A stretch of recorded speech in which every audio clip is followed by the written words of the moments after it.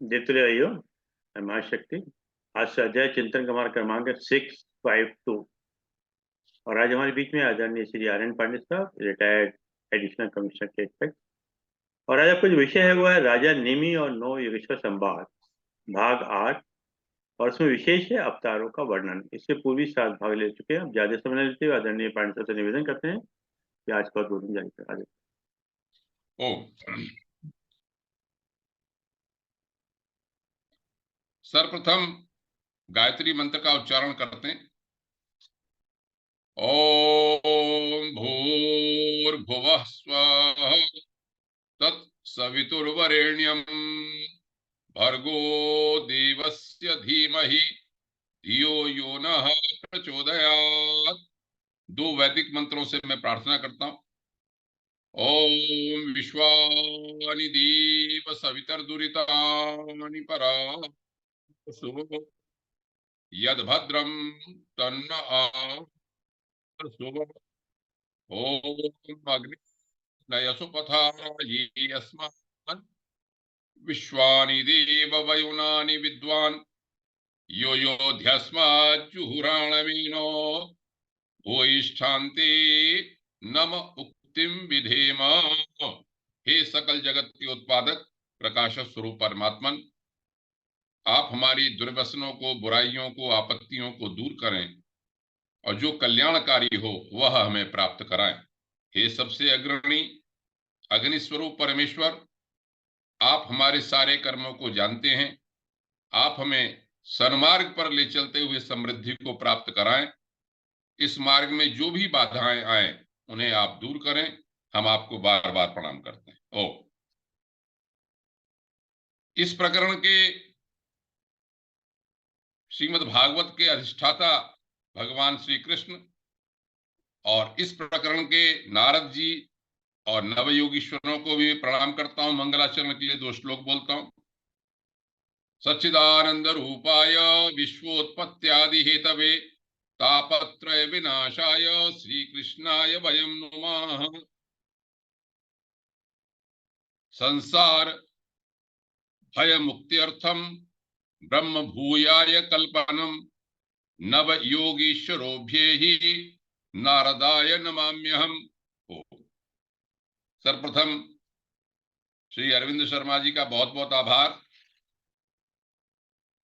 जो भगवान के ऊपर छोड़कर, सदगुरुदेव के ऊपर छोड़कर इस कार्य को कर रहे हैं। विभिन्न बाधाएं आ रही हैं, वन मैन आर्मी के रूप में है इस कार्यक्रम में। वो कार्यक्रम को बनाना, वक्ताओं को बनाना और उनको सूचना देना, फिर एडजस्ट करना। चलिए, प्रभु की जैसी इच्छा है, उनकी दृढ़ इच्छा शक्ति है और प्रभु जैसा करेंगे सब कल्याणकारी होगा। हम सब लोगों का मैं अभिनंदन करता हूं। सबके कारण यह स्वाध्याय सत्संग चल रहा है। दिन में 1 घंटा इस तरह का रहता है। जो स्थायी श्रोता हैं उनके लिए तो बहुत ही वास्तव में बहुत ही आप साधुवाद के पात्र हैं, जो स्थायी रूप से सुनते हैं। मैं तो फिर भी अपने बीच बीच में मिस हो जाता हूँ, जो मुझे अपना बोलना होता तब आता हूँ या सुनना होता। तो स्थायी सुनना भी, ये भी एक तपस्या की तरह से ही है। जिनका पैशन है, जो वास्तव में इतना समय गुजारते हैं, वो बहुत अभिनंदन के पात्र हैं आप सब लोग। चलिए, प्रभु की इच्छा जैसी है चलता रहेगा मामला। आज जैसे मेरा कहा गया, मेरा नंबर आया बोलने का, तो मैंने वही प्रकरण अभी, क्योंकि जो चल रहा था प्रकरण, उसको ही उठाया।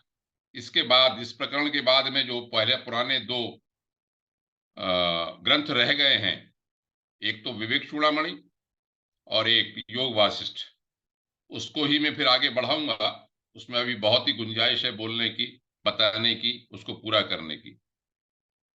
आप लोगों के समक्ष बार बार मैं ये कहता हूं कि जो मैं विचार रखता हूं वो इसलिए नहीं रखता कि कोई मैं इंप्रेस करना चाहता हूं या ये जो बताना चाहता हूं बहुत विद्वान हूं। जरूर है कि आप लोगों के सामने बात आती है, ग्रहण करते हैं, लेकिन मुझे सबसे बड़ा फायदा होता है इन ग्रंथों का अध्ययन करने का। यहाँ 1 घंटा बोलने का मौका मिलता है, लेकिन इसकी तैयारी के लिए कई दिन विचार में, दिमाग में चलते हैं, किताब पलटते हैं, ये कभी ये देखते हैं, कभी वो ग्रंथ देखते हैं। तो कम से कम इस स्वाध्याय सत्संग के प्लेटफॉर्म का अरविंद शर्मा जी के माध्यम से और आप लोगों के माध्यम से मुझे ये बड़ा लाभ होता है कि मुझे पढ़ने का मौका मिलता है। मैं भले ही उन चीजों को अपने व्यवहार में न उतार पाऊं, लेकिन उतनी देर जब पढ़ता हूं तो कम से कम बौद्धिक बहुत आनंद आता है, और एक सच्चा आनंद भगवान की ओर, अध्यात्म की ओर जितनी भी लहर आती है उसके लिए बहुत अच्छा लगता है। तो आप सब लोगों का मैं बहुत बहुत अभिनंदन करता हूं, साधुवाद देता हूं। ये ऐसे ही चलता रहे स्वाध्याय सत्संग, इससे बढ़िया कोई बात है ही नहीं। चलिए अब मैं प्रकरण पर आता हूं।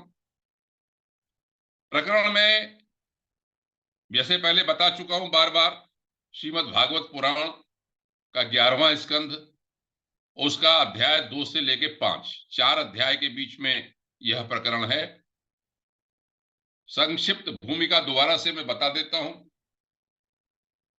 इसमें श्री नारद जी श्री कृष्ण भगवान की ऐश्वर्य लीला या उनकी दिनचर्या को देखने के लिए द्वारका जाते हैं। वहां वसुदेव जी से मुलाकात होती है। वसुदेव जी उनसे ये कहते हैं, वसुदेव जी को पहले श्री नारद जी बड़ा साधुवाद देते हैं कि आप तो बहुत धन्य हैं कि आप भगवान साक्षात भगवान श्री कृष्ण जी ने आपके यहां अवतार लिया। तो वसुदेव जी कहते हैं तो ठीक है, मैंने पहले जन्मों में जन्म में तपस्या तो की थी, लेकिन वो तपस्या मैंने अपने उत्सुकतावश ये मांग लिया कि भगवान ही मेरे पुत्र बने। भगवान आए, लेकिन अब मुझे लगता है कि अब मुझे मोक्ष का क्या मार्ग है ये बताए। तो इस उत्सुकता को पूछने पर श्री नारद जी ने राजा निमि और नव योगीश्वरों का यह संवाद सुनाया। राजा निमि ने भी, उनके सत्र में जब 9 योगीश्वर आए तब उन्होंने भिन्न भिन्न प्रश्न किए, और विभिन्न भिन्न प्रश्न करने पर एक एक योगीश्वर ने अलग अलग उत्तर दिया। मैं पहले बता चुका हूं, कवि नाम के योगीश्वर ने यह बताया था कि आत्यंतिक क्षेम हमारा कल्याण किस चीज में है। हरि नाम के योगीश्वर ने भगवत भक्त के लक्षण, अंतरिक्ष जी ने माया का स्वरूप, और प्रबुद्ध नामक योगीश्वर ने यह बताया कि इस माया को कैसे पार किया जाए। पिपलायन योगीश्वर ने नारायण का स्वरूप बताया। आविर्होत्र जी ने कर्म योग बताया। द्रुमिल जी ने अवतारों के बारे में बताया, जो आज मैं बताने जा रहा हूं। उसके बाद चमस योगीश्वर ने यह बताया कि जो लोग भगवान की भक्ति नहीं करते उनकी क्या गति होती है। और करभाजन ने बताया कि काल भेद से भगवान के वर्ण और पूजन की श्रुति, वो विधि क्या है। इस पूरे प्रकरण का सुखदेव जी ने यह परीक्षित को फलश्रुति बता दी। इस पूर्ण इतिहास को जो धारण करता है, सुनने की बात यहां नहीं कही, धारण करने की बात कही, उसे मोक्ष मिल जाता है, ब्रह्म का साक्षात्कार हो जाता है, वो मोह से छूट जाता है।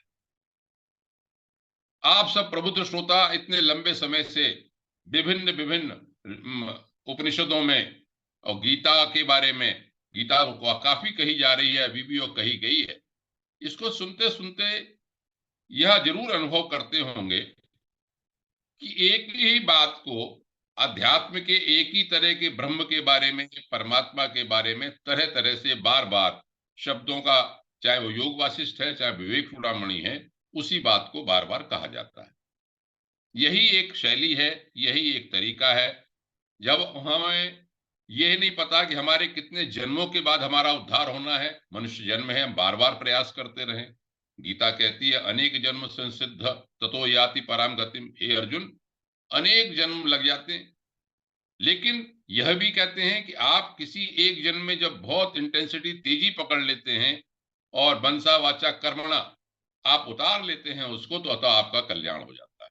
तो हमारा कल्याण कब हो जाए कुछ नहीं पता, बार बार कहते रहना चाहिए, बार बार सुनते रहना चाहिए। भगवान के नए नए तरीके, नए नए रूप, नए नए सब बातें। चलिए अब मैं अपना प्रकरण प्रारंभ करता हूं। इस प्रकरण में यह है कि राजा ने यह पूछा, राजा निमि ने, कि हे भगवान, हे योगीश्वरों से पूछा, यानी यानी ही कर्माणि यही यही स्वच्छंद जन्म भी चक्रे करोति कर्ता व हरिस्तानि ब्रवंतु न। अर्थ यह हुआ कि भगवान अपने भक्तों के लिए वश में होके अवतार ग्रहण करते हैं, अनेक लीलाएं करते हैं। आप उनकी लीलाओं का वर्णन कीजिए जो अब तक कर चुके हैं या करेंगे। यहां पर अवतार शब्द का प्रयोग नहीं किया, यहां पर यह कहा कि चक्रे करोति कर्ता वा हरिस्तानि ब्रवंतु नः, जो जो अपने जन्म लेकर कर्म करते हैं भगवान। अर्थात यह कहा कि भगवान जन्म लेते हैं। इस पर काफी कुछ लोग चर्चा भी करते हैं कि भाई भगवान का जन्म होता है कि नहीं होता। तो हमारे लिए जो शास्त्र हैं, उसमें भी जो आर्ष शास्त्र हैं या प्राचीन शास्त्र हैं, वही उसका प्रमाण हो सकते हैं। सबसे बड़ा जो आजकल हम लोगों के हाथ में उपलब्ध है वो है श्रीमद् भगवद गीता। और श्रीमद् भगवद गीता का आधार है उपनिषद और वेद। जब वेद अगर कोई बात कह देता है तो उसको प्रमाण माना जाता है। श्रीमद् भगवद गीता भी उसी पर आधारित है। आप सब जानते हैं। मैं पहले जन्म की बात उसमें करता हूं कि अवतार है कि नहीं, क्या कि इस प्रकरण में तो नहीं है, लेकिन फिर भी एक मन में तो आता ही है कि भगवान के जन्म लेने की बात को शास्त्र क्या कहते हैं। क्योंकि अवतारवाद बहुत से नहीं मानते कि अवतार तो होता ही नहीं, भगवान जन्म लेता ही नहीं।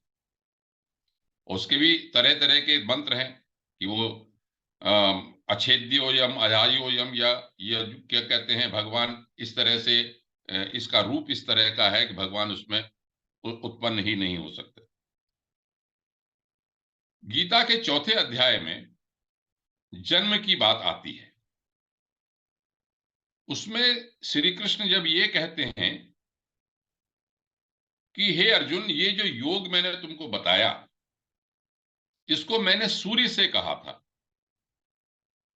और सूर्य ने अपने पुत्र वैवस्वत मनु को कहा था, वैवस्वत मनु ने अपने पुत्र इक्ष्वाकु को कहा था, और ये परंपरा से प्राप्त राजर्षियों ने कहते चले आए, ये नष्ट हो गया था, अब मैं तुमको बता रहा हूं। तो अर्जुन ने यह प्रश्न किया कि आप तो अभी पैदा हुए, आप कह रहे हैं कि मैंने सूर्य से कहा था। दो तरह की परंपरा है वहां पर, एक बिंदु परंपरा, एक गुरु परंपरा। एक गुरु शिष्य को बताता है, बिंदु परंपरा है पिता पुत्र को बताता है। इस परंपरा से चलता आया। तब भगवान ने जो उत्तर दिया वो श्रीमद् भगवद गीता के आधार पर जन्म की बात को सिद्ध करते हैं। वहां पर भगवान ने यह कहा कि हे अर्जुन, बहूनी में व्यतीतानि जन्मानि तव चार्जुन, तान्यहम वेद सर्वाणि न त्वं वेत्थ परंतप। चौथे अध्याय का श्लोक है ये, गीता के चौथे अध्याय का। 5 से लेके 8 तक 3 श्लोक हैं, 4 श्लोक हैं ये समझने के। जो मैं आगे जो बोलूंगा वो तो बहुत प्रसिद्ध श्लोक है। इसका अर्थ यह हुआ कि अर्जुन ने, भगवान श्री कृष्ण ने कहा कि हे अर्जुन, मैंने और तुमने बहुत से जन्म बिताए, नर नारायण का अवतार मानते हैं। मैं तो सबको जानता हूं, तुम सबको नहीं जानते। अब आती है महत्वपूर्ण बात। जो दूसरा श्लोक इसके आगे है वो बड़ा महत्वपूर्ण है। महत्वपूर्ण इसलिए कि वेद से प्रमाणित होता है। मैं आपको बताने का प्रयास करूंगा, थोड़ा सा कठिन लगेगा प्रकरण, उसके बाद मैं कहानी किस्से में चला जाऊंगा। क्योंकि जब अवतार की बात कहने लगूंगा तो फिर कहानियां सी हो जाती हैं, आपको लगता है।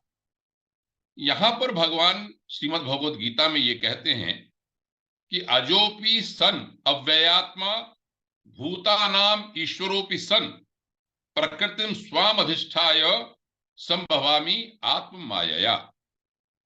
मैं अज हूं, अव्यय हूं, आत्मा हूं, प्राणियों का ईश्वर हूं।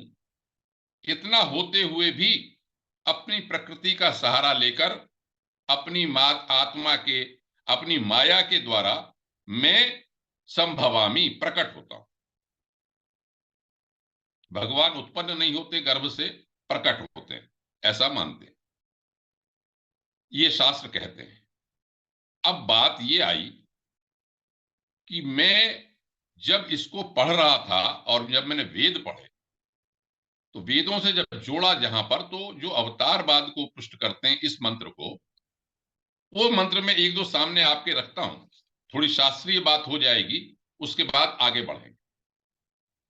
जब ये कहते हैं कि मैं अज हूं, अज होते हुए भी मैं पैदा होता, प्रकट करता हूं अपने को, क्योंकि अगले श्लोकों को तो आपको पता ही है सबको, कि भगवान ने कह दिया कि क्यों प्रकट होता हूं, कब प्रकट होता हूं।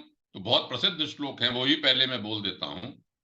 यदा यदा ही धर्मस्य ग्लानिर्भवति भारत, अभ्युत्थानम अधर्मस्य तदात्मानं सृजाम्यहम्। कि जब जब यदा धर्म की ग्लानि होती है, यदा यदा धर्मस्य ग्लानिर्भवति भारत, अभ्युत्थानम अधर्मस्य, अधर्म बढ़ जाता है, तब मैं अपने को प्रकट करता हूं। और उद्देश्य क्या है? परित्राणाय साधूनाम विनाशाय च दुष्कृताम। साधु लोगों की रक्षा करने के लिए और दुष्ट लोगों के नाश करने के लिए। परित्राणाय साधूनाम विनाशाय च दुष्कृताम धर्म संस्थापनार्थाय संभवामि युगे युगे। और धर्म की स्थापना करने के लिए मैं संभवामि शब्द को कहता हूं। अब बात यह आई जो मैंने कह रहा था कि अज, जब वो अज है, पैदा ही नहीं होता, तो फिर कैसे प्रकट हो जाते हैं? बड़ा महत्वपूर्ण एक मंत्र मिलता है इसके संबंध में यजुर्वेद में। यजुर्वेद के 31वें अध्याय का 19वां मंत्र है। मैं पहले बोलता हूं, सरल है, उसके बाद हिंदी में बताने का प्रयास करता हूं। प्रजापतिश्चरति गर्भे अंतः अजायमानो बहुधा विजायते। जो प्रजापति है, प्रजाओं का पहले स्वामी जो था, वो गर्भ में आता है, अजायमानो बहुधा विजायते, अज होते हुए भी, बहुधा माने बार बार नहीं, बहुधा बहुत तरह से। बहुधा शब्द का बड़ा महत्वपूर्ण है। था शब्द को धारण करना है, जो बहुत प्रकार से अपने रूप को धारण करता है।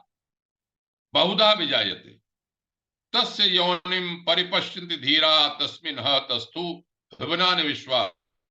उसके अधिष्ठान को, उसके स्वरूप को धीर लोग देखते हैं, जो पूरे पूरे विश्व में, पूरे पूरे ब्रह्मांड में तरह तरह से प्रकट होता है।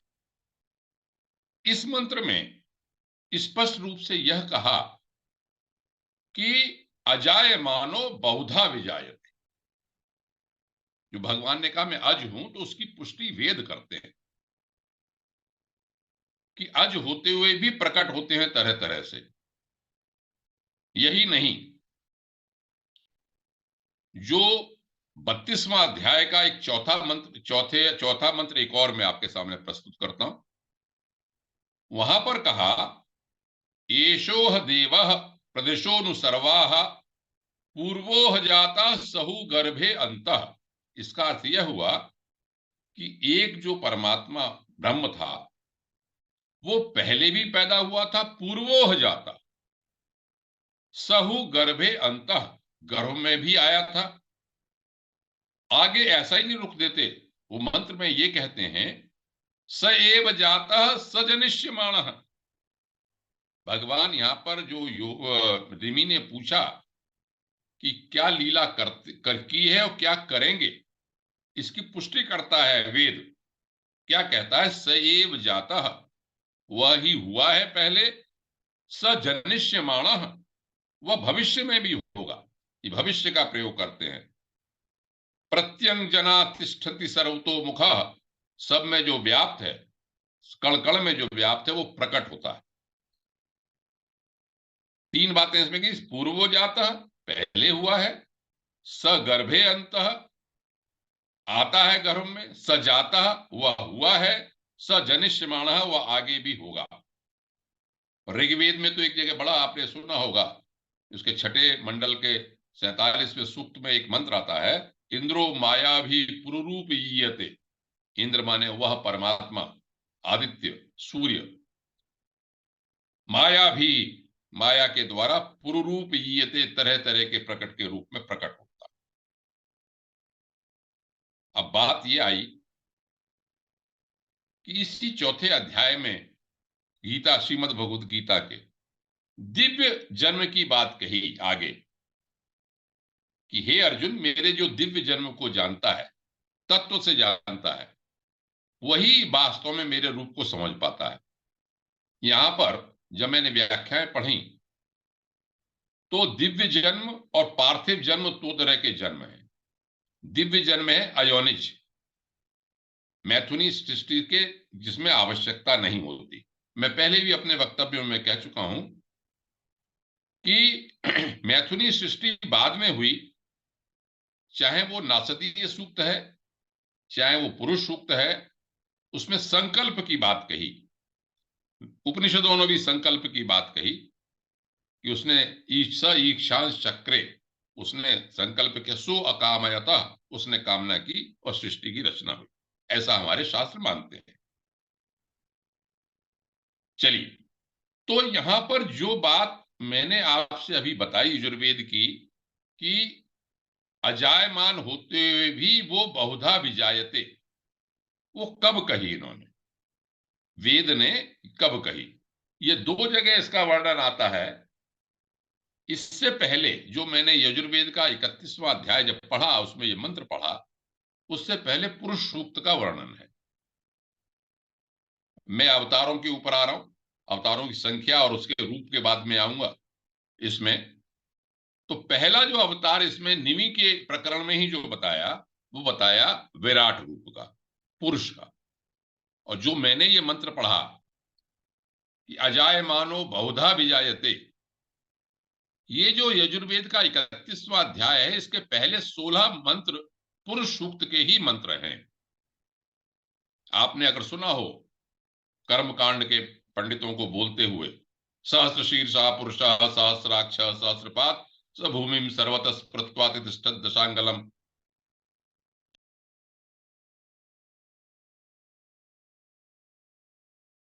मंत्र शायद मैंने पिछले वक्तव्य में भी कहा था कि ब्राह्मणों से मुखमासीत बाहु राजन्य कृतः, ब्राह्मण इसका मुख था, बाहु जो थी वो क्षत्रिय थे, और उरु जो पेट था वो वैश्य थे, और जो पद पैर थे वो उसकी वर्णनात्मक में शूद्र थे।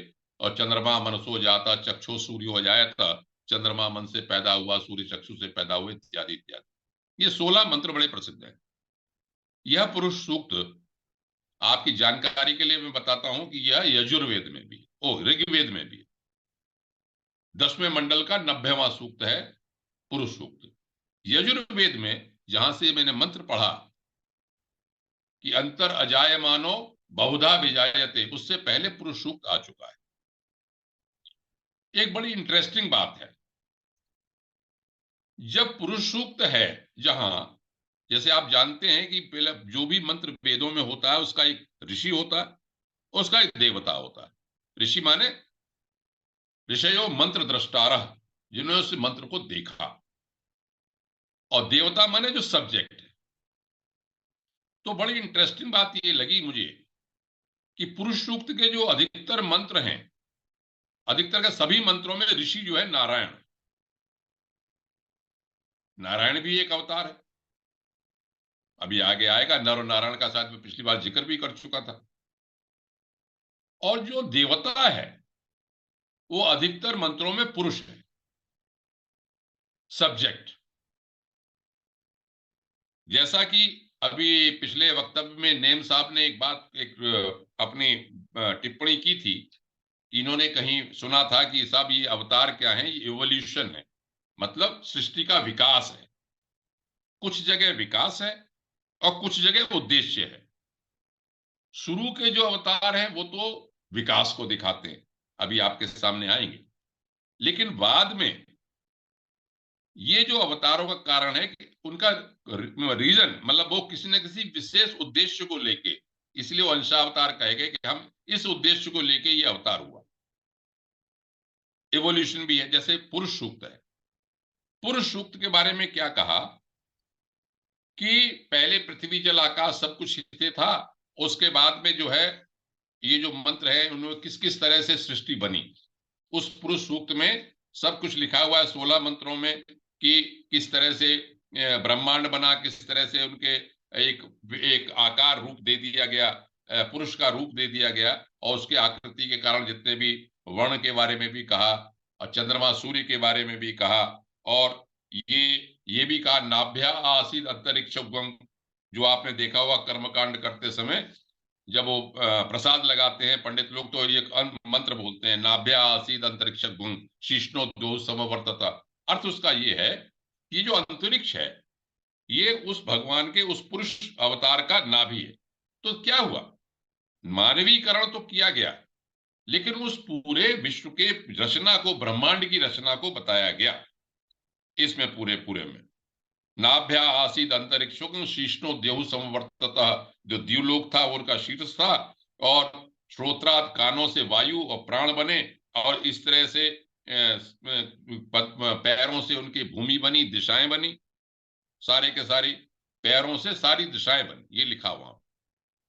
चलिए, इस पुरुष सूक्त के साथ ही अब बात ये आती है, मैं बढ़ता हूं धीरे धीरे अपने प्रकरण की ओर, कि संख्या के बारे में श्री अरविंद भाई साहब ने संख्या की बात भी कही थी कि 24 अवतार हैं कि 22 अवतार हैं, शायद आप ही ने कहा था उसमें। इसको मैंने पढ़ा, इसी दृष्टि से पढ़ा। अभी तो मैंने 2-3 ग्रंथ ही पढ़े हैं इसमें। ये लगा कि कोई निश्चित संख्या नहीं और निश्चित क्रम नहीं, कुछ क्रम निश्चित है कुछ नहीं। कैसे? इस प्रकरण को तो मैं बताता ही हूं आपको। श्रीमद् भागवत में 2 जगह अवतारों का वर्णन है, संख्या का। अवतार तो अलग अलग जगह जब उन्होंने वर्णन किए वो भी अलग अलग जगह मैं बताऊंगा। एक तो यहां पर अवतार शब्द नहीं लिखा, यहां पर यह लिखा कि भाई चक्रे करोति कर्ता वा हरिस्तानी प्रबुंतु न, अपने अपने स्वच्छंद जन्म लेके क्या करा क्या करेगा। तो यहां पर जो नाम लिए, मैं पहले नाम बोलता हूं, उसके बाद कुछ अवतारों की कहानी, उसके प्रकरण सुनाऊंगा जो कम सुने गए हैं। उसके बाद मैं बताऊंगा कि दूसरी जगह एक इसमें, या शुरुआत में ही प्रथम स्कंद में ही यहां पर क्या कहते हैं, ये श्रीमद् भागवत के प्रथम स्कंद में अध्याय 3 में जब पूछा गया भगवान से, तो उन्होंने, नारायण ने स्वयं कहा कि कितने अवतार हुए हैं, तो वहां पर 22 अवतारों का वर्णन, वो भी मैं नाम बताता हूं आपको। और उसके साथ ही लिख दिया गया कि 2 अवतार और, मतलब बात वही लौट के आई कि जो 24 अवतार आपने सुने, लेकिन मैंने जो पढ़ा वो सीरियल से पक्का नहीं। अब क्यों नहीं है इसका भी मैं उत्तर देता हूं, शास्त्र उसके बारे में भी कहते हैं। हमारा कमाल वैदिक सनातन धर्म का यह है कि रिजिडनेस नहीं है। उस परम तत्व को हम जब बता नहीं सकते, करतुम अकर्तुम अन्यथा करतुम ऐसी शक्ति है, नाना प्रकार से वो जन्म लेते हैं, तो संख्या में नहीं बांटते, ये कहते हैं मुख्य चीज ये है। देखिए, ये जो प्रकरण में बोलने जा रहा हूं निमि वाला, इसमें क्या क्या नाम आए, मैं इनका इसमें केवल नाम बोल देता हूं, उसमें प्रकरण जो डिटेल है वो बाद में बताऊं। पुरुष के बारे में बताया, पुरुष सूक्त में कहा कि पृथ्वी जलायु आकाश ब्रह्मांड रूप जो है होता है विराट पुरुष, जिसका वर्णन किया पुरुष का। फिर उन्होंने कहा कि विराट शरीर के जो शरीरी हैं वो है नारायण। फिर कहा ब्रह्मा जो बनाते हैं, विष्णु जो चलाते हैं, जिसमें यज्ञपति विष्णु सत्व का अंश है, रजोगुण में ब्रह्मा का अंश है, पिछली बार मैंने कहा था, और जो तमोगुण का अंश है वो रुद्र। 3 बातें कह दी हैं। उसके बाद का नर और नारायण, पिछली बार शायद मैं कुछ इसके बारे में, नर नारायण के बारे में बता दिया था, जो बद्रिकाश्रम में तपस्या कर रहे हैं और उर्वशी के बारे में कहा थी। उसके बाद क्या कहा, नाम लिख दिए उन्होंने, हंस, दत्तात्रेय, सनकादि, सनक सनंदन सनातन सनातन सनत कुमार, 4 जो भाई हैं वो, ऋषभ, हयग्रीव, मत्स्य अवतार, वाराह अवतार, कूर्मा अवतार। एक चीज और आ गई यहाँ पर, गजेंद्र मोक्ष। गजेंद्र का मोक्ष करते समय गज और ग्राह ने जब गज को पकड़ लिया तो भगवान जब दौड़े आए तो वो भी इस कर्म के बारे में यहाँ पर बता दिया कि वो आए जन्म लिया, लीला की। इसमें एक और कहानी है, वो है इंद्र की रक्षा। ये कम सुना होगा लोगों ने, वो रूटीन के उसमें नहीं आता कि बालखिल ऋषि बहुत छोटे हैं, अंगूठे के बराबर हैं बहुत सारे, तो गाय के खुर से बने हुए गड्ढे में जब वो गिर गए और थक गए तब उन्होंने स्तुति की और भगवान ने अवतार लेके उनका उद्धार किया। तो तब उन्होंने उसकी रक्षा की। इंद्र की रक्षा कब की? वृत्रासुर के को मारने के लिए। उसके साथ एक नृसिंह अवतार, प्रहलाद के बारे में आप सब जानते हैं। वामन अवतार, बलि के यहाँ जब वामन छोटे से थे, फिर 3 कदम में उन्हें पृथ्वी पूरा ब्रह्मांड नाप लिया, वो वामन अवतार। परशुराम अवतार जिक्र हुआ था, ये पहले इसके बारे में भी बताऊंगा कि किस जमाने में है नाम के जो राजा थे उनका किस तरह से किया, और महेंद्र गिरी पर्वत पर रहते रहे और बाद में इनकी मुलाकात राम से हुई, बहुत कई 20 पीढ़ी के बाद। हो चुका था इनका अवतार पहले ही।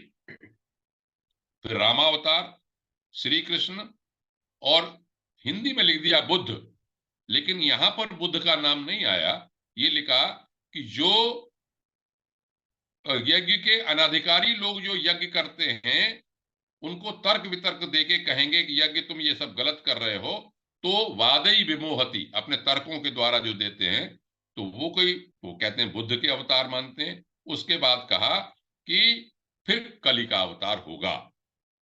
अब बात ये आई, यहां पर इन्होंने अंतिम लाइन फिर ये कह दी कि हे राजन, भगवान की कीर्ति अनंत है। बड़े महत्वपूर्ण बात आती है। महात्माओं ने भगवान के ऐसे ऐसे अनेकों जन्म और कर्मों का प्रचुरता से गान किया है। अब बात ये तो आ गई। यहां की बात के बाद अब मैं आता हूं लौट के श्रीमद् भागवत के, जो मैंने पहले बताया, तीसरे अध्याय में प्रथम स्कंद के तीसरे अध्याय, वहां नाम सुन लीजिए। उन्होंने कहा पुरुष, कहा फिर ब्रह्मा, फिर नारायण, सनक सनंदन सनातन सनत कुमार, फिर कहा वाराह। जो मैं प्रकरण अभी बताना जा रहा हूं, बताया निमि के बारे में, वहां संभवतः वाराह का उल्लेख नहीं हुआ। वाराह का उल्लेख हुआ है। वाराह अवतार श्री नारद, इसमें निमि वाले में श्री नारद खुद ही बता रहे हैं, श्री नारद का नहीं है, लेकिन वहां पर कहा श्री नारद भी अवतार माने गए हैं। नर नारायण, कपिल जी का नाम है, दत्तात्रेय का नाम है, यज्ञ का नाम है ऋषभ, पृथु, मत्स्य, कच्छप जिसे कूर्मा अवतार कहते हैं, धन्वंतरी, और उसी समय अमृत लेके जो महिला के रूप में भगवान प्रकट हुए थे, मोहिनी रूप, यो सुर और असुरों के बीच का झगड़ा दूर करने के लिए, नरसिंह अवतार, वामन अवतार, परशुराम अवतार, व्यास जी का, श्री राम, श्री कृष्ण, बुद्ध और कल्कि, वहां बुद्ध का नाम लिखा हुआ। इस तरह से वहां पर 22 अवतारों का 22 का नाम आता है। उसके साथ ही और जोड़ दिया 2 चीज और, कि हयग्रीव और हंस, ये 24 अवतार है। लेकिन वहां पर एक बात बड़ी जबरदस्त कही गई है जो हमको याद रखनी चाहिए, जो संशय मिटाती है। जब हम ये पूछते कितने अवतार हुए, तो कोई संख्या निश्चित नहीं है। कहा जाता है कि भाई 22 अवतार है कि 24 अवतार हैं, कई जगह और भी बताता हूं मैं। तो यहां पर एक बात ये जो कह दी, अवतारा, अवतार शब्द लिखा है वहां पर, मैं प्रथम स्कंद की जो बात कर रहा हूं, अवतारा ही असंख्येया हरे शत्रु निधेर दुजाह। भगवान के असंख्य अवतार हैं, असंख्य अवतार लिखे। यथा विदारिन कुल्या सरसस्यु सहस्रशः, जैसे कि नदी निकलती है, उसकी क्यारियां बनती चली जाती हैं, नदियां उसके उपनदियां निकलती जाती हैं, छोटी छोटी छोटी छोटी। उसी तरह से भगवान ऋषयो मनवो देवा मनुपुत्रा महुजसः, ऋषि हुए हैं, मनु हुए हैं, देवता भी हुए हैं, मनुपुत्र हुए हैं, कला सर्वे हरेरेव स प्रजापतयस्तथा, वो भगवान की ही सारी की सारी कलाएं हैं। लेकिन वहां पर भगवान श्री कृष्ण को महत्व देते हुए श्रीमद् भागवत का चूंकि अधिष्ठाता भगवान है, ये कहा ये सब अंश कला है, अंशावतार हैं, कृष्णस्तु भगवान स्वयं, और कृष्ण जो है भगवान स्वयं है। यहां पर इतनी बातें हो गई सबकी सब। इसके साथ ही जब मैंने महाभारत पढ़ रहा था तो महाभारत के शांति पर्व का 339वां अध्याय है, मोक्ष धर्म पर्व है। वहां पर जब ये बताया है कि भगवान आपके किन किन स्वरूपों का आपका दर्शन करें, स्मरण रखना चाहिए, तो वहां केवल 10 नाम आते हैं। मत्स्य, कूर्म, वाराह, नृसिंह, वामन, परशुराम, श्रीराम, बलराम, और आते हैं इसमें श्री कृष्ण और कल्कि। तो ये नहीं कह सकते कि 10 ही अवतार है। उन्होंने कहा किस किस रूप में हम ध्यान करना चाहिए, स्मरण करना चाहिए, उसके रूप में। अब बात ये आती है कि इसमें मैं, अगर आज का समय समाप्त भी हो जाएगा, तो अगर किसी और अवतार के बारे में आप जानने का प्रयास करेंगे तो मैं उस अवतार को बताऊं। आज मैं इस समय जो मैंने खोला है प्रकरण, वो मैं एक ऐसे अवतार को बताता हूं जिसके बारे में प्रतीक में ज्यादा बताना चाहिए, जैसे वाराह अवतार। वाराह अवतार के बारे में मैं आपको बताने जाता हूं, श्रीमद् भागवत से ही बताता हूं। इसमें एक प्रतीकात्मक बात अगर मैं अपनी पूरी रखना चाहूंगा तो ये बात आएगी सामने के सामने। ये मेरा इंटरनेट गड़बड़ कर रहा है, हाँ ठीक। ये श्रीमद् भागवत के तृतीय, इसमें क्या है, एक जगह तो सब वर्णन कर दिए, फिर अलग अलग चैप्टर्स में कुछ अवतारों का विस्तार से वर्णन किया। वाराह अवतार के बारे में बताता हूं। वाराह कहते हैं सुअर, और बड़ा अजीब सा लगता है सुअर सुन के। अब जरा मैं इस प्रकरण को बोलता हूं तो आपको हो सकता है, अगर जो लोग जानते हैं तो बहुत अच्छी बात है, और नहीं तो लगेगा कि आपको हाँ नई चीज उन्होंने कही, ये पढ़ना चाहिए इस तरह से। यहां पर तीसरे स्कंद के 13वां अध्याय है। इसमें यह कहा कि ब्रह्मा जी ने अपने पुत्र, जब मनु का जब जन्म हुआ, शतरूपा के साथ स्वयंभव मनु का जब जन्म हुआ, तो मनु ने यह कहा ब्रह्मा जी से हाथ जोड़ के कि आपने हमको उत्पन्न पैदा किया है दोनों को, आप बताइए हम अपनी संतान, आपकी संतान ऐसा कौन सा कर्म करे जिससे आपकी सेवा बन सके। तो ब्रह्मा जी ने कहा भाई तुम दोनों का कल्याण हो, पुत्रों को पिता के रूप में इसी तरह से पूजा करनी चाहिए, आप यज्ञों के द्वारा हरि की आराधना करो। तो मनु ने कहा कि आपकी आज्ञा का पालन तो करूंगा, लेकिन आप ये बताइए इस जगत में मेरे और मेरी भावी प्रजा के रहने के लिए स्थान बताइए। यहां से अवतार का आधार शुरू होता है। तो उन्होंने कहा कि जो जीवों के रहने का स्थान पृथ्वी है वो जल में डूबी थी। नैब साहब ने जो एवोल्यूशन की बात कही थी वो यहां से प्रारंभ होती है। इसका मतलब भूमिका भी है ये। नासदीय सूक्त में यदि सृष्टि रचना की बात कहें तो वो कहता है न सत था न असत था, तम था अंधकार था, कोई भी चीज नहीं थी, कुछ भी। उसके बाद वो धीरे धीरे उस प्रकृति को आगे बढ़ाते हैं। कामस्तदग्रे समपत्राधि, एक इच्छा पैदा हुई, तब ये सब कुछ आगे आगे चला, सबका मामला कुछ भी नहीं था। सलिलम, सब कुछ। सलिलम का शब्द है जलिल से भी है, और सलिलम का मतलब यह भी होता है कि जिसको सब कुछ निगल गया, डार्क एनर्जी की बात भी वहां पर कही गई। तो वही मुझे लगता है जब सृष्टि जिस तरह से बनी होगी उस समय,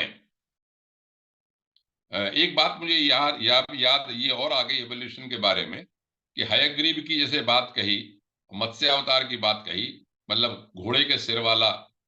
तो मैंने पहले भी शायद किसी वक्तव्य में कहा था कि आजकल के आधुनिक लोगों के जो सृष्टि के बारे में खोज है उसमें भी वो ये कहते हैं कि शुरू में क्या हुआ कि जल ही जल था, अंधेरा था, लाखों करोड़ों साल ऐसे पड़ा रहा, फिर तरह तरह से हुई, फिर कहते हैं पार्टिकल बन गए, छोटे छोटे पार्टिकल बने, फिर आंधी चली, फिर वो सॉलिडिफाई हो गए। तो वहां पर यदि आप अब भी गूगल करेंगे तो आप यदि नेबुला जो सॉलिडिफाई हुआ रूप, उसमें तरह तरह के आकार बने, उसको नेबुला बोलते हैं। वहां पर आजकल के साइंटिस्ट भी उसे हॉर्स नेबुला भी लिखते हैं, फिश नेबुला भी लिखते हैं। तो क्या मतलब हुआ कि आजकल के साइंटिस्ट को ये तो नहीं पता था कि हमारे ग्रंथों में है ग्रीव की बात लिखी हुई है, घोड़े के सिर वाली, लेकिन आजकल के साइंटिस्ट ने माना कि उसका जो रूप था वो घोड़े के सिर जैसा था या मछली जैसा था, नेबुला का। खैर चलिए, तो यहां पर बात वराह अवतार की चल रही है। अभी मेरे पास 5 मिनट है, मैं इसे पूरा करने का प्रयास करता हूं। तो उन्होंने ये कहा कि ये पृथ्वी तो जल में डूबी हुई है।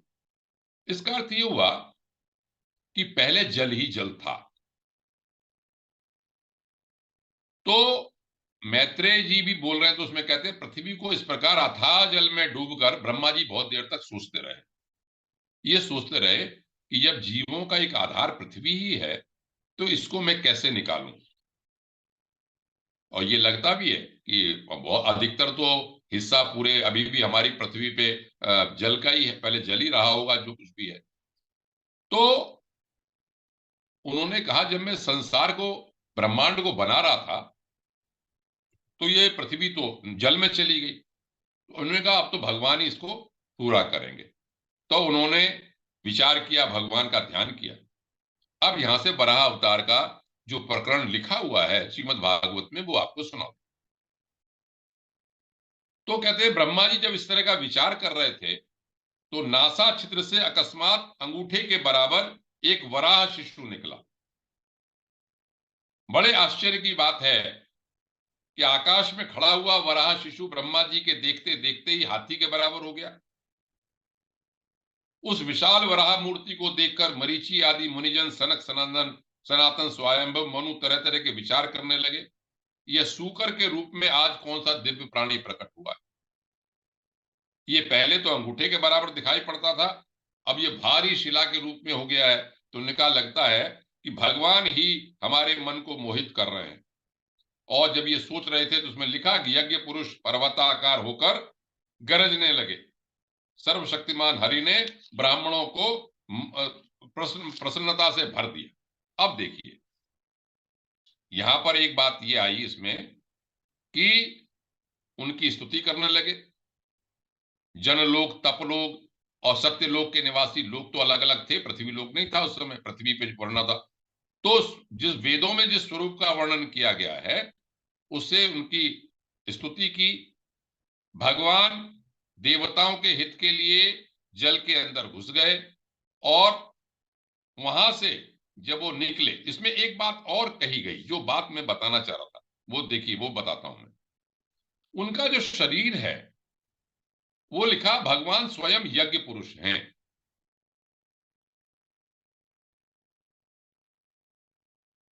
लेकिन सूकर रूप का धारण कर करके वो नाक से सूंघ सूंघ कर पृथ्वी का पता लगा रहे थे। उनकी दाढ़ें बहुत कठोर थी और वज्रमय पर्वत के समान जब कठोर उनका कलेवर जल में गिरा, उसके बाद जब वो लिखे और उत्ताल तरंगों को भुजाएं उठाकर यज्ञेश्वर मेरी रक्षा करो, ऐसा सब लोग ऋषि मुनि कहने लगे। तो उन्होंने देखा कि आश्रय भूता पृथ्वी को देखा और पृथ्वी को अपनी दाढ़ों पर रखकर ऊपर को निकाल लिया। अब बात यह आती है कि पृथ्वी का उद्धार उन्होंने किया। इसमें यहां पर एक ऋषियों ने जो स्तुति की उससे थोड़ा हमको संशय दूर होगा। सुअर के रूप का इसमें लिखा है कि जब ऋषियों ने देखा कि अपनी दाढ़ों पे पृथ्वी को ऊपर निकाल लाए हैं तो ऋषियों ने कहा ये भगवान ही है, वेद वाक्यों से स्तुति करने लगे। स्तुति है सुनने लायक, प्रतीकात्मक स्तुति है, इससे हमारे संशय कुछ दूर हो सकते हैं। उन्होंने कहा ऋषियों ने, हे यज्ञपते, आप अपने वेदत्रयी रूप विग्रह को प्रकट कर रहे हैं, आपको नमस्कार है। आपके रोमकूपों में संपूर्ण यज्ञ लीन है। मैं ये कहना चाहता हूं एक शब्द में कि वाराह जो है यज्ञ का रूप है, यज्ञ का प्रतीक है। किस तरह से, आगे देखिए। दुराचारियों को आपके शरीर का दर्शन होना कठिन है, क्योंकि यह यज्ञ रूप है। अब देखिए ऋषियों ने क्या कहा, आपकी त्वचा में गायत्री आदि छंद, ध्यान देने की बात है।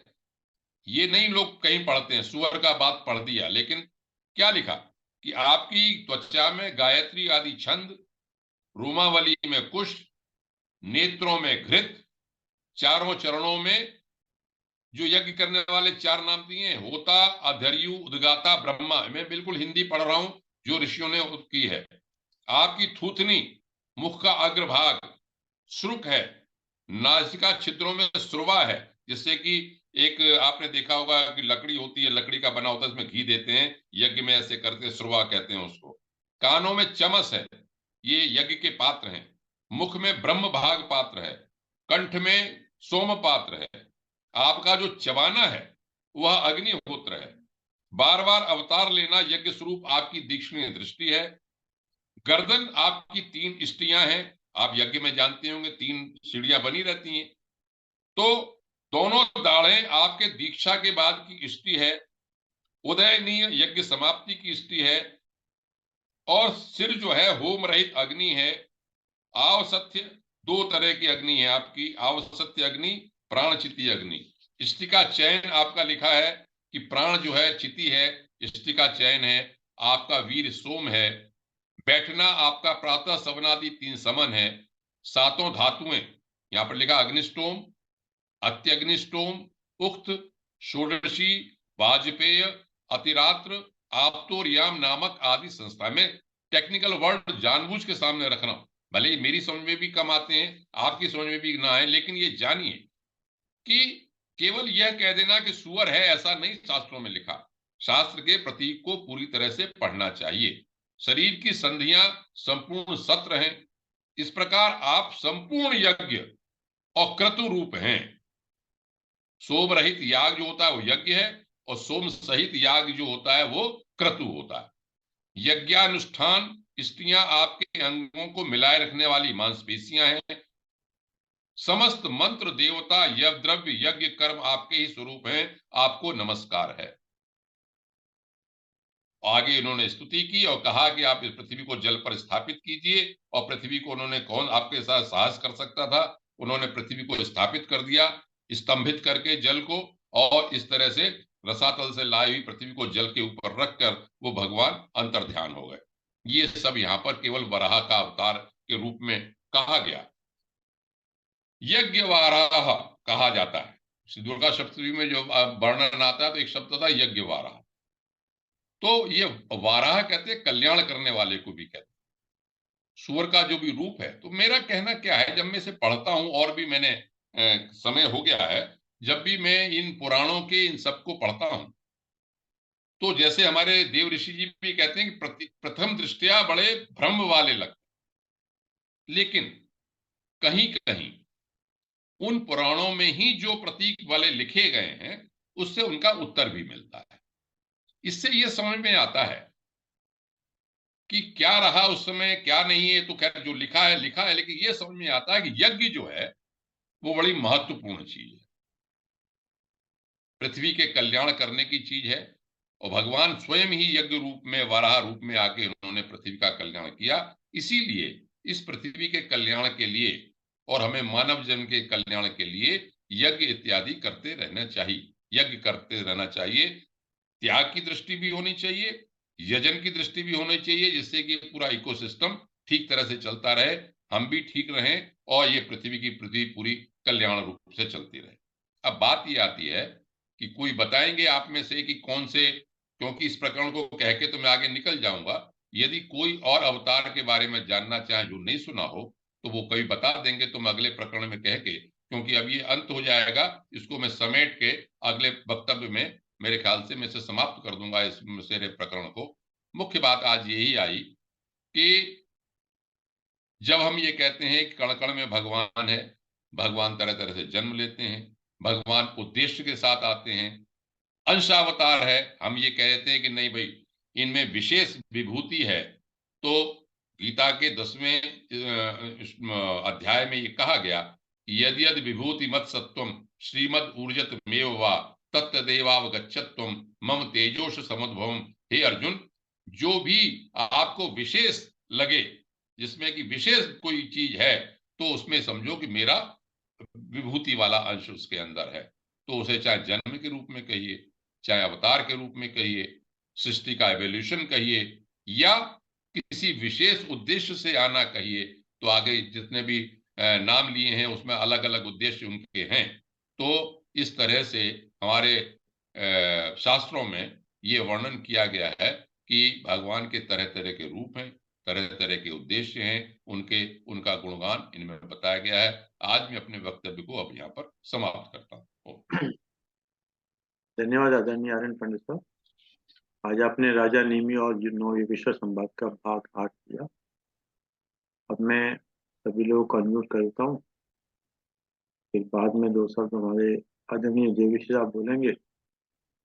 और आज आपने अवतार के विषय में बहुत सुंदर चित्रण किया, बताया, क्वांटिटी बताई। तो जितना ज्ञान आपको है, हम लोग को तो इतना ज्ञान नहीं है। जो भी कुछ खोजेंगे वो आप ही खोजेंगे।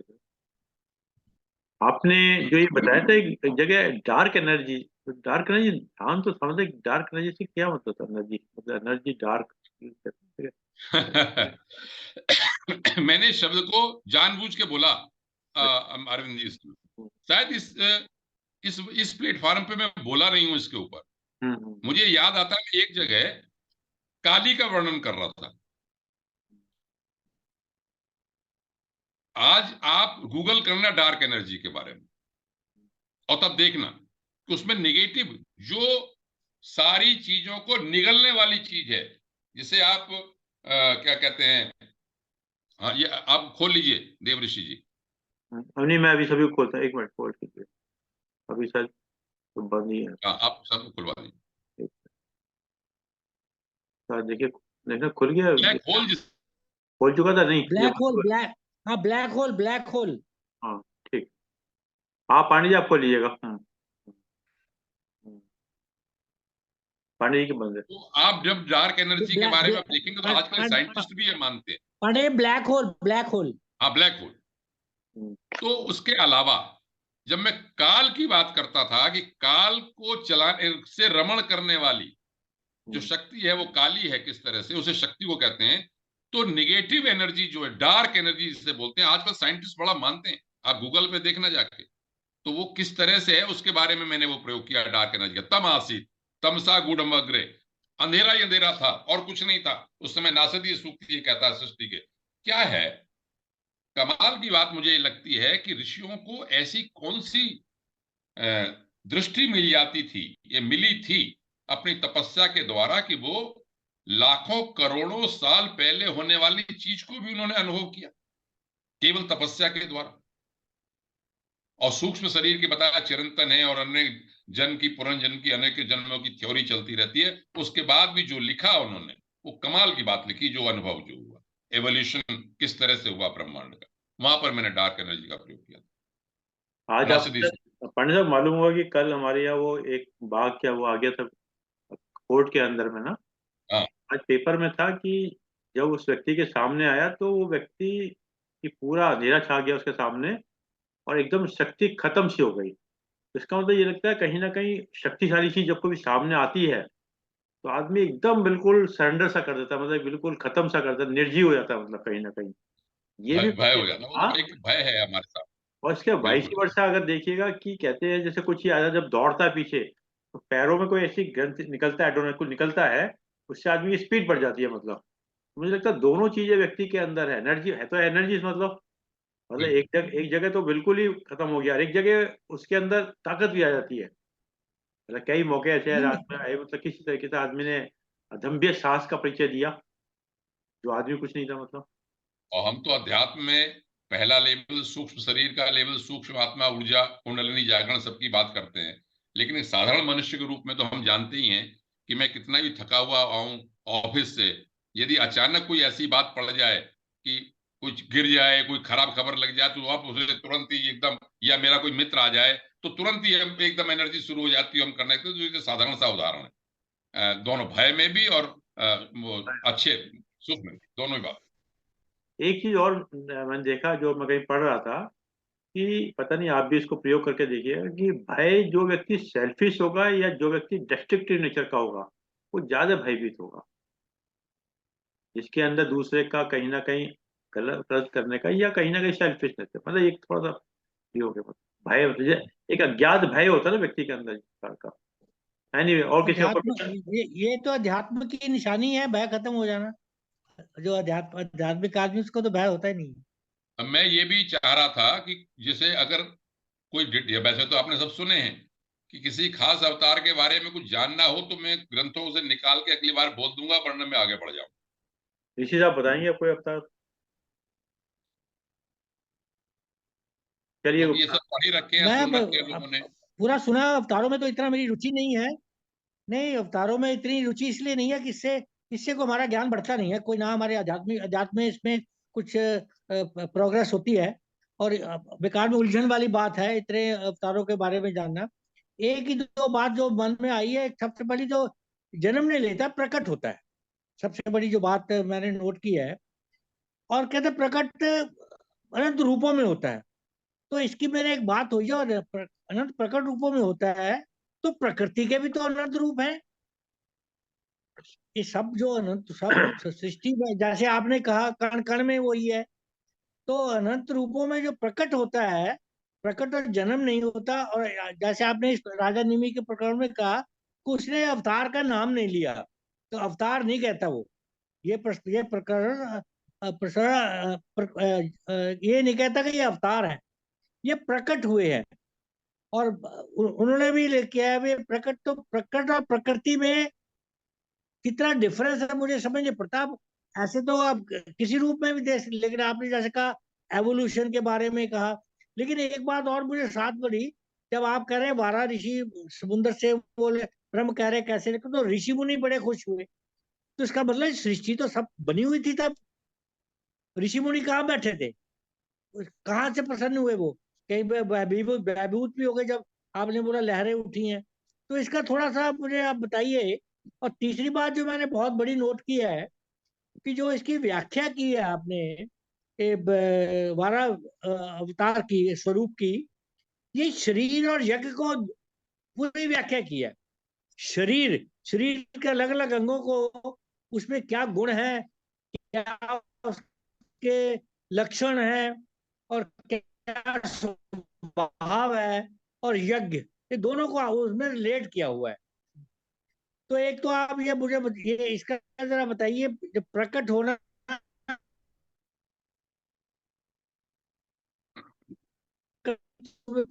है, और आप व्यंगत वेद के दिया वेद से, उस पे मैं ज्यादा जाना, ये अध्याय दोबारा पढ़े और वहां जाए। तो एक तो ये प्रकट के बारे में बताइए, दूसरा ये शरीर और यज्ञ, जो लगता है शरीर की व्याख्या की है आपने, मुखों से लेके, सिर से लेके, आंख से लेके, नाक से लेके, और यज्ञ, शरीर और यज्ञ, हर चीज यज्ञ है। हर क्रिया कर्म ही यज्ञ है हमारा। तो इसके बारे में जरा बताएं पांडे जी। आपने बिल्कुल ठीक कहा। जो मेरी बुद्धि है, मतलब जो मेरी समझ में आता है, मतलब मैं ये देखो, शास्त्र में जो लिखा है वो मैंने आपके सामने रखा। और अजायमानो बहुधा विजायते, मैं नहीं कहता, वेद कहता। जब वेद कहता है तो उसकी बात तो मैं काटता ही नहीं, काट ही नहीं सकते। वेद में स्पष्ट रूप से जब कहा, और सजाता हुआ पहले हुआ है और होगा भी। अभी तो दोनों बातें सब लिखी हैं कि होगा आगे और हुआ भी। तो वेद की बात तो खत्म हो गई, मतलब वो अकाट्य है, जो हमारे बिल्कुल उन्होंने कहा कि वो तो हम उसको मान के चलते हैं कि भाई ये सब बात सही कही। अब बात ये आती है कि एक और नहीं। पूछ रहे, एक और पूछ, हाँ, बताइए बताइए बताइए। मैं जो वेद के बारे में, जो जो वेद के यजुर्वेद का आपने रेफरेंस दिया है, उसका अर्थ आपने कौन सी व्याकरण से लिया है? वो अर्थ भी ठीक है, आपको मालूम है वेद के अलग अलग अर्थ निकाले जा सकते हैं वेद मंत्रों के। मैंने मुझे आर्य तो समाज उसमें भी के लग रहा है कि मैंने आर्य समाज के जो क्या कहते हैं ये हरिशंकर सिद्धांतालंकार हैं उनके ही अर्थ लिया है, हाँ जी, जो आर्य समाज वाले हैं। और सातवलेकर जी भी आर्य समाज अच्छा, के थे, उनका भी अर्थ लिया। ठीक हम्म। ठीक मैं सायण को मैंने चूंकि पढ़ा नहीं है, तो इसलिए ठीक मेरे ठीक पास जो ठीक। ग्रंथ हैं वो स्वामी दयानंद तो के और शरीर, सार्वदेशिक सभा वाले हैं, और या यहाँ के हैं, क्या कहते हैं, तो सिद्धांतालंकार। नहीं, मैं जो बात सत्यार्थ प्रकाश में मुझे अपने याद नहीं आ रहा। कॉमन सेंस से जो बताना चाह रहा हूं, ऋषि मुनियों की बात, देवताओं हाँ की जी, बात होती है, वो है सूक्ष्म शरीर की बात। क्योंकि और लोगों की बात, इसमें पृथ्वी लोक की बात तो कही पृथ्वी नहीं है, लेकिन और लोक हैं ये कहा, सत्य लोक है और अच्छा, भुवलोक है। इसका मतलब ये हुआ कि और लोकों में लोग तो थे ही, वो सब जिस रूप में भी थे हो, ही। जिन्हें आजकल एलियंस कहते हैं आप आजकल, तो यहां पर ये लिखा है पृथ्वी लोक की रचना होनी थी केवल।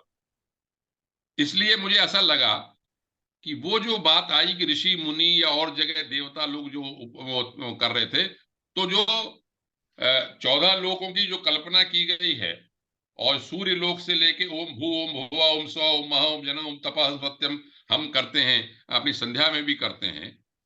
तो हाँ जी, हाँ जी, वो कहीं ना कहीं ऐसा, मुझे ऐसा लगता है कि वो उन लोगों के बारे में कहा जो दूसरे लोक में थे, उन्होंने भगवान के स्वरूप को देखा और स्तुति की। अब बात आती है यज्ञ की। मुझे ऐसा लगता है कि शरीर और यज्ञ। पृथ्वी को स्थापित करने के लिए यज्ञ की आवश्यकता है, और यह अवतार यज्ञ रूप में ही है, यजन करने के रूप में ही। अब यज्ञ केवल वो नहीं है जो हम अग्नि के रूप में केवल केवल इस पे ध्यान देंगे, जो मैं पढ़ा है जितना, कि केवल हम जो अग्नि में होम करते हैं वही यज्ञ नहीं। हाँ, सूर्य भी यज्ञ करता है, और लोग भी अपने यज्ञ करते हैं, हम प्राण के द्वारा भी यज्ञ करते हैं। तो इसको किसी न किसी तरह से जो हम अ, अपना जो इस समय यज्ञ कर रहे हैं उसका उन्होंने प्रतीकात्मक रूप ऋषियों ने रखा, या ये प्रेरणा दी कि हमको इस तरह से यज्ञ करना चाहिए। या क्या इसमें प्रकरण रहा होगा कि हमारी पृथ्वी को उन्होंने कैसे स्थापित कर दिया, स्तंभित कर दिया, सॉलिडिफाई कर दिया, ये इस ऐसा कुछ प्रकरण मुझको लगता है इस बड़ा अवतार। नहीं, ये आपका मतलब एक आइडेंटिटी ने पृथ्वी को कर दिया, या प्रकृति ने पृथ्वी को बना दिया? देखिए, उसका उत्तर बार बार ये मिलता है देवऋषि जी, कि जब ये कहते हैं प्रकृतिम स्वाम अधिष्ठाय संभवामी आत्म मायया, तो गीता कहती है प्रकृतिम स्वाम अधिष्ठाय, अपनी प्रकृति को मैं अब उस पर शासन करके अपनी माया के द्वारा अपने को संभवामी प्रकट करता हूं। इसका अर्थ ये होता है यहां पर जो लगता है, देखिए, जब हम ये मान के चलते हैं कि 3 तत्व हैं, अनादि हैं, आत्मा प्रकृति, आत्मा परमात्मा और प्रकृति, त्रैतवाद मानते हैं, तब तो बात हो जाती है बिल्कुल अलग। मैं तो केवल उतना ही बार बार कहता हूं कि मैं अपना कोई मत व्यक्त नहीं करता, जो लिखा है उसी का अर्थ बताता हूं। गीता में लिखा प्रकृतिम स्वाम अधिष्ठाय संभवामी आत्म मायया, प्रकृति का अधिष्ठान करके, शासन करके, प्रकृति का सहारा लेके। तो आपकी बात का उत्तर भी इसमें हो जाता है कि यहां पर ये लिखा कि वो परमात्मा, यदि मानते हैं कि वो उसके शासन में है, प्रकृति जो विराट रूप बना, पंच महाभूत जो बने, पहले तो ये सूक्ष्म रूप में होते हैं, आप भी जानते हैं, फिर ये स्थूल रूप में आते हैं। तो ये प्रकृति के द्वारा ही है, और प्रकृति का जो शासन है, शास्त्र ये कहते हैं अपने मंत्रों में कि वो एक परमात्मा और उससे ऊपर जो ताकत है उसके अनुसार चलती है, ऐसा मुझे लगता है। वो ताकत क्या है? वो परमात्मा ही है जो कुछ भी है, जो पूर्णमदः पूर्णमिदम् कहते हैं, जिसको कि कोई बता ही नहीं सकते, को बता आज ही नहीं भी ये सकता। सब कुछ है। अब जिस चीज को कोई बता नहीं सकता वो एग्जिस्टेंस है कुछ? इनफाइनाइट वर्ड यूज करते, अनंत है बस। जो कुछ भी है, जबकि इतनी कमाल की बात कही है कि अज होते हुए अजोपी सन अव्ययात्मा, भगवान गीता में कहते मैं अज भी हूं, अव्यय भी हूं और भूतों का, प्राणियों का ईश्वर,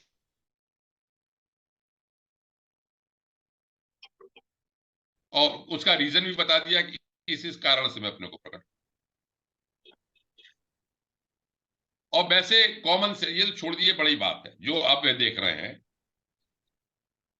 पूरी जो प्रकृति चलती रहती है, हमारा इतिहास ही ले लीजिए, अभी ले लीजिए, मुगल काल ले लीजिए, चाहे वो और क्या कहते हैं ब्रिटिश काल ले लीजिए, प्रकृति ने कोई ना कुछ तो ऐसे उथल पुथल करके लोग पैदा कर दिए जिन्होंने सब पलट दिया मामला, और अभी चल रहा है उसी तरह से। तो कहीं ना कहीं तो ये प्रकृति का, ये अब थर्ड पावर जो इसके ऊपर है उसका नियम चलता ही रहता है, ऐसा लगता है। जो कि प्रकरण अवतार का आता है, इसलिए मैंने इसको ले दिया। अब मैं आगे अगले वक्तव्य में से समाप्त करूंगा। अब मैं अवतार का मेरे हिसाब से तो अवतारों का व्याख्या करके कुछ हम लोग को ग्रहण नहीं होगा। आपका क्या नहीं, राय है?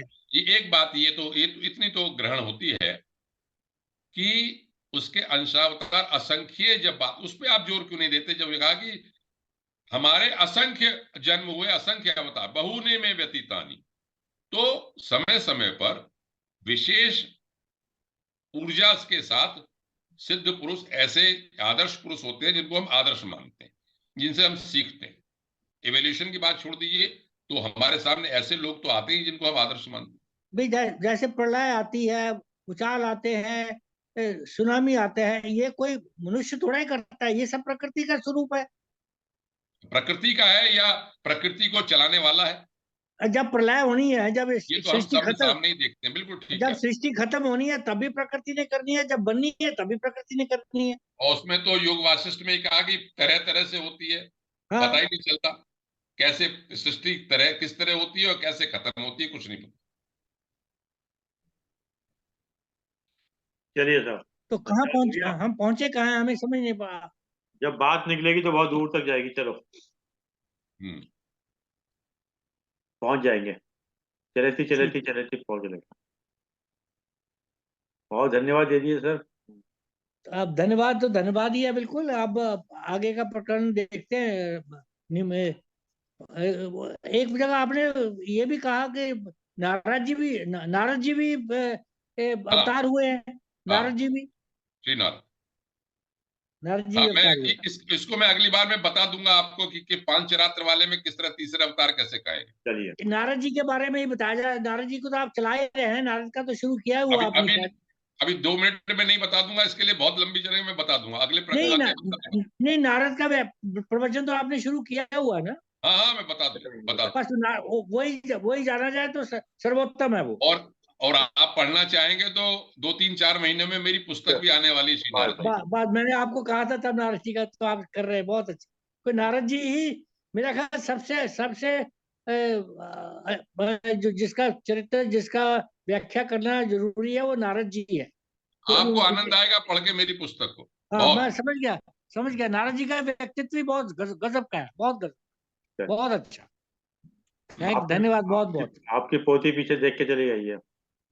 हम्म, अच्छा, ठीक है। चलिए, सही हो गया, ओके। धन्यवाद हो गया सर।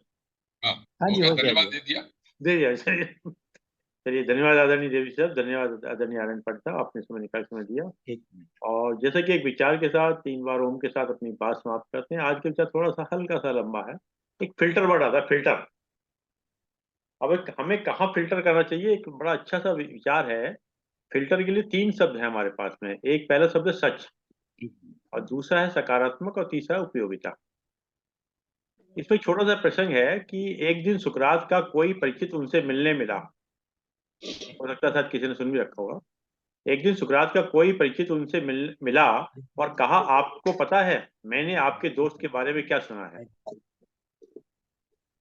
सुकरात ने हम्म। कहा सुकरात ने कहा, 1 मिनट रुको जरा। इससे पहले कि आप मेरे दोस्त के बारे में बात करें, मैं आपसे उस बात के बारे में कुछ पूछना चाहता हूँ। ये मेरा बात को फिल्टर करने का तरीका है। मैंने 3 वर्ड बोले थे, एक था सच, एक था सकारात्मक, एक था उपयोगिता। ठीक है। पहला फिल्टर है सच। क्या आप जो बताने जा रहे हैं वो सच है? क्या आप जो बताने जा रहे हैं वो सच है? जी नहीं, ये मैंने कहीं से सुना था। उस आदमी ने कहा। सुकरात ने कहा, अच्छा आप नहीं जानते कि वो सच है या नहीं? मेरा दूसरा फिल्टर और है, वो है सकारात्मक, पॉजिटिव। सकारात्मक है कि नहीं? सही बात। क्या मेरे दोस्त के बारे में कुछ अच्छा सकारात्मक बताने जा रहे हैं? नहीं। तो जब चर्चा होती है तो आदमी 2-3 बातें करता है, तो 3 फिल्टर बड़े अच्छे दिए हैं। पहला सच, सकारात्मक, उपयोगिता। तो कहता है कि सकारात्मक, क्या मेरे दोस्त के बारे में कुछ अच्छा सकारात्मक बताने जा रहे हैं? कहता नहीं, इसके विपरीत है। आदमी ने कहा, जो लास्ट 3 पॉइंट है सर। सुकरात ने आगे कहा, अच्छा आप मेरे दोस्त के बारे में बुरा कहना चाहते हैं जबकि आपको नहीं पता कि बात सच है कि नहीं। तो तीसरा फिल्टर उपयोगिता। पहला सच, दूसरा सकारात्मक, तीसरा उपयोगिता। तो तीसरा फिल्टर है उपयोगिता। क्या आप जो मुझे बताना चाहते हैं वो मेरे लिए उपयोगी है? नहीं। आदमी ने कहा नहीं, वास्तव में उपयोगी नहीं है। तो जरूर मुझे बात बताओ। हाँ, अभी तो तो सस्पेंस, बताने आगे बढ़िए। अभी तो सस्पेंस है, फिल्म चल रही है, करीना ने मर्डर किया तो पता लगेगा आपको। क्या एनीवे, आदमी ने कहा नहीं, वास्तव में उपयोगी नहीं है। सुकरात ने कहा, जब अब आप बात यह है कि जो आप बताना चाहते हैं वह न तो सत्य है, ना ही अच्छा है, और ना ही उपयोगी है, तो आप मुझे ये क्यों बताना चाहते हैं? ये जवाब सुनकर व्यक्ति वहां चला गया। हमारे बहुत जीवन में सुंदर। बहुत से लोग आते हैं, वो जो 3 फिल्टर लगा के अगर देख लें तो हमारे बहुत सी ऊर्जा बची रहेगी और बहुत सा काम होता रहेगा। बहुत सुंदर। ये सुंदर। बहुत फेमस ये कहानी है, बहुत बहुत अच्छा। जिसने नहीं सुना उसके लिए पहली बार नई है, और जिसने सुन रखा है उसको याद होने के बाद वो कितना उपयोग में लाता है उसके लिए वो इम्पोर्टेंट है। उपयोग में लाते हैं, बिल्कुल उसके उपयोग में लिए वो लाना चाहिए। इम्पोर्टेंट है। जिसने बहुत सुना, एक बात कह के खत्म करता हूँ। जानना और पहचानने में फर्क होता है। एक व्यक्ति ने कहा कि साहब मुझे वहां का टिकट दे दीजिए। बोले क्यों दे दें? बोले मुझे सब लोग जानते हैं। जब 5 साल बीत गए उसने कहा आप टिकट दे दूं? बोला नहीं, अब मत देना, क्योंकि वहां के लोग पहचानते हैं। तो जानने में पहचानने में फर्क होता है। सुनने में और पहली बार सुनने में दोनों फर्क होता है। क्यों? चलिए बिल्कुल। आइए 3 बार हम चर्चा करते हैं।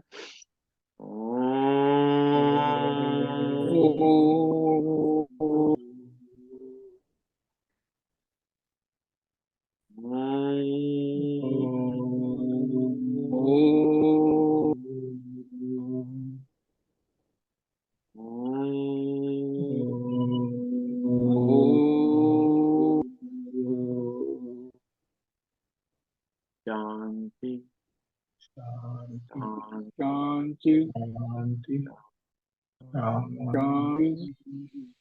शांति। सभी को प्रणाम। सभी को प्रणाम।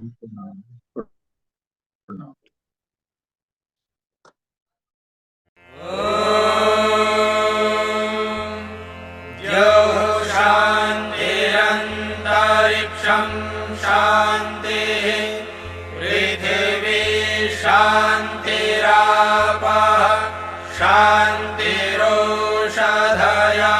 शान्तिः वनस्पतयः शान्तिर्विश्वे देवाः शान्तिर्ब्रह्म शान्तिः